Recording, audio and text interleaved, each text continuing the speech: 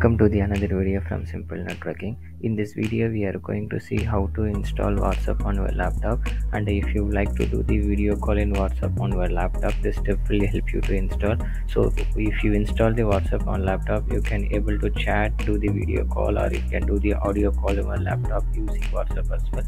So the steps is very easy. Go to search, type Microsoft search. So once you type the Microsoft Store, click the Microsoft Store. So once you click the Microsoft Store, the option will be shown here. Then click this option, type WhatsApp. So once you click the WhatsApp, click WhatsApp app. So once you click the WhatsApp app, the option will be come here and shown. So click get.